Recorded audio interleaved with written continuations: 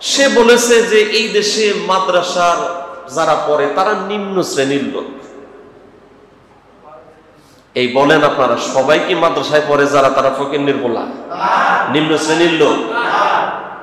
এখন মাদ্রাসাগুলোতে খোঁজ নিয়ে দেখেন এদেশের বড় বড় পরিবারে, ধনাঢ্য পরিবারে, এলাকার বড় বড় পরিবারের ছেলেরা মাদ্রাসায় পড়ে। কারণ দেখছে ওরা হিসাব নিকাশ করে মাদ্রাসায় পড়ানো ছাড়া বিকল্প উপায় নাই। ডাক্তার, ইঞ্জিনিয়ার, অমুক তমুক, এরা নিজের বাবারে সম্পদের লোভে পিটায় রাস্তায় ধরে, এমন আছে না নাই?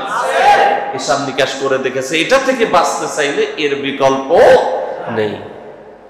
এখন এই যে ফজু, এখন নামটা কেমন করে বলা লাগে, যদিও এটা বলা ঠিক না, কিন্তু ওরে তো না বলে উপায় নেই। গতকালকেও তো টকশোতে বলেছে, বিশেষ করে হেফাজত ইসলামের যে আন্দোলন হয়েছিল এবং এই যে সোহরাওয়ার্দী উদ্যানে গত 3 তারিখে বিশাল বড় সমাবেশ হলো, এগুলাকে কটাক্ষ করে এমন ভাবে কথা বলেছে মনে হয় যে হাসিনার পেইড এজেন্ট। নাম কি? এদের কিন্তু ভালো লাগে নাই, কারণ এর ব্যাকগ্রাউন্ড তো আপনারা সবাই ভালো করে জানেন। এ ছিল ছাত্রলীগের বড় নেতা,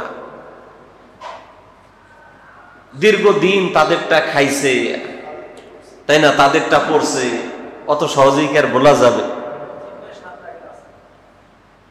তবে আমরা বলি এদেশে যতই টকশোতে বসে মজার মজার গল্প বলো, যতই হেই করে কথা বলো, ইনশাআল্লাহ বাংলাদেশে ইসলাম পন্থীদেরকে মাইনাস করে কোন রাজনীতি চলবে না ইনশাআল্লাহ। ক্ষমতায় আসতে চাইলে ইসলাম পন্থীদেরকে বলেই আসতে হবে, এর বাহিরে কেউ ক্ষমতায় আসতে পারবে না, বলেন ইনশাআল্লাহ।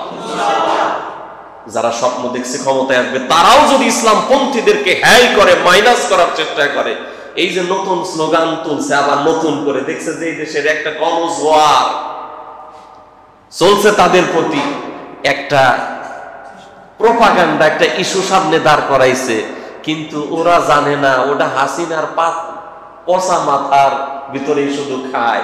এদেশের সচেতন মানুষ এই প্রোপাগান্ডা আর খায় না। রাজাকার ৭১-এর ভূমিকায় এই প্রোপাগান্ডা এই জাতি আর খায় না। কথা ঠিক কিনা বলেন? এগুলো আর পাবলিক খায় না, ওই বলে কোনো লাভ নাই।